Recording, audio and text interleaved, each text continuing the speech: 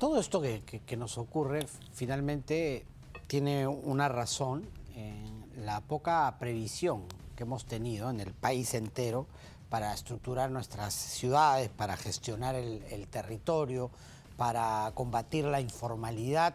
Y queremos conversar y reflexionar un poco sobre este tema con el ingeniero Fernando Neira, que es geógrafo y además especialista en temas de gestión de desastres. Fernando, ¿cómo estás? ¿Qué tal? Muy buenas tardes, bienvenido en Contacto.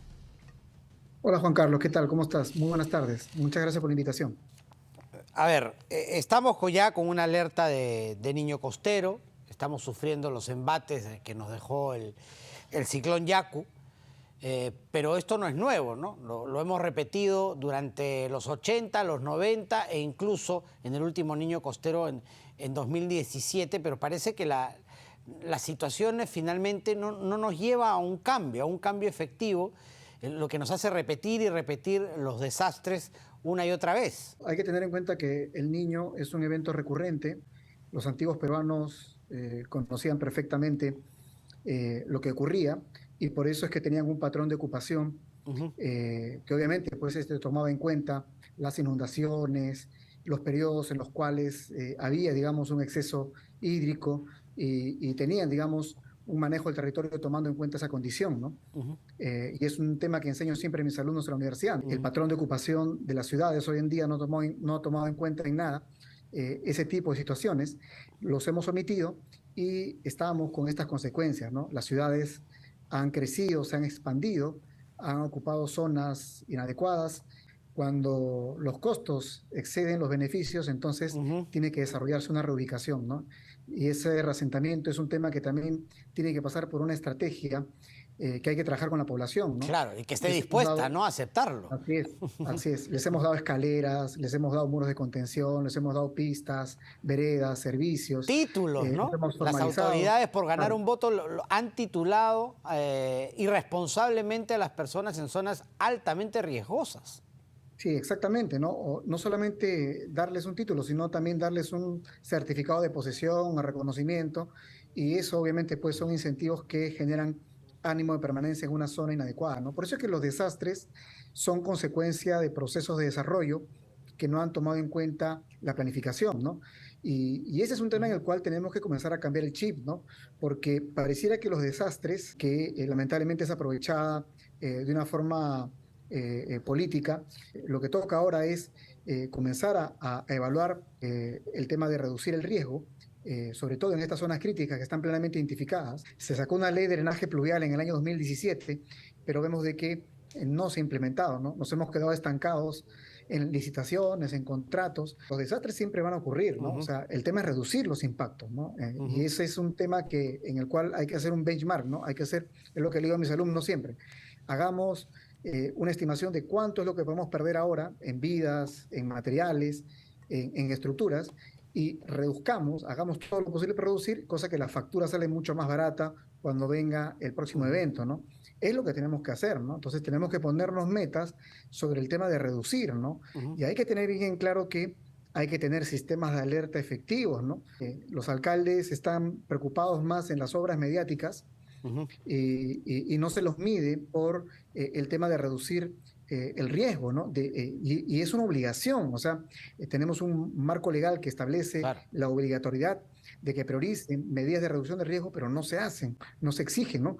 Y eso implica, pues, que tengan que haber funcionarios que estén debidamente capacitados y tengan claro lo que tiene que hacerse, ¿no? O sea, hay una ley de drenaje pluvial del 2017, no se ha hecho mucho, ¿no? Entonces, hay muchas normas o leyes que lamentablemente están ahí bien puestas, pero no se implementan, ¿no? Hemos nosotros, lamentablemente, ocupado zonas que son obviamente pues de desfogue, ¿no? Ahí debieran haber lomas que se conforman por la humedad y las lomas debieran retener la humedad. Como no hay lomas, lo que hemos hecho es meter pistas, veredas, muros de contención y eso termina impermeabilizando el cerro. Entonces se forma la lluvia, se satura el suelo y se comienza a formar como una especie de batea gigante y cuando llega a su punto comienza a embalsar y escurre, ¿no? Y al escurrir baja con piedras, lodos, barro, ¿no? Entonces debiera encontrar ahí vegetación, debiera encontrar material que de repente pueda retener un poco la humedad, pero como hemos puesto cemento, eso pues desliza a una velocidad impresionante. Por eso que los flujos que tenemos de escurrimiento son impresionantes, ¿no? Y otro problema es que hemos puesto obstáculos, ¿no? Entonces, al poner obstáculos, lamentablemente pues bloqueamos el flujo natural y termina pues inundando otras zonas. Esa es lamentablemente pues la consecuencia de ocupar zonas irregulares y sin planificación. El asentamiento va a depender mucho de una estrategia que tengamos con la población y cómo vayamos quitándole incentivos para que puedan, digamos, tener ánimo de irse a otro lugar, ¿no? Los ingenieros civiles, ingenieros geólogos, geógrafos, las entidades técnicas especializadas son claras en advertir los riesgos, los desastres. Hemos identificado zonas críticas, zonas que tanto, digamos, en ámbitos rurales o urbanos van a ser afectados, pero no nos escuchan, ¿no? Entonces, ahí hay un tema importante en el cual, dada, digamos, la vulnerabilidad que tenemos en este momento y la cantidad de población y sobre todo inversión expuesta, yo creo que el componente técnico tiene que tomarse en cuenta y trabajar socialmente estos temas para que la población entienda de que se habla de su seguridad, ¿no? El escenario climático que tenemos de acá al año 2050 es el tema de la escasez de agua, ¿no? El estrés hídrico, ¿no? Y lamentablemente ya los glaciares están desapareciendo y ese escenario de cambio climático va a hacer que tengamos más eventos extremos, ¿no? Mucho calor, mucho frío y también estos eventos de exceso de lluvia y sobre todo pues con estos efectos o impactos, ¿no? Perfecto, Fernando. Un placer conversar contigo como siempre. Muchas gracias. No, muchas gracias, Juan Carlos. Un saludo. Gracias. Nos vemos. Fernando Neira, ingeniero geógrafo, además especialista en gestión de desastres, ha estado con nosotros pintando un panorama que ya lo conocemos, ¿no? Reafirmando lo que nos va a ocurrir, además lo que nos está ocurriendo, y por la falta de planificación y la informalidad que vivimos, y reafirmando esto de que el clima ha cambiado, cada vez va a ser más duro, con mayores situaciones extremas que le van a causar daño a la población que está en las zonas, ubicado en las zonas donde nunca debió ponerse.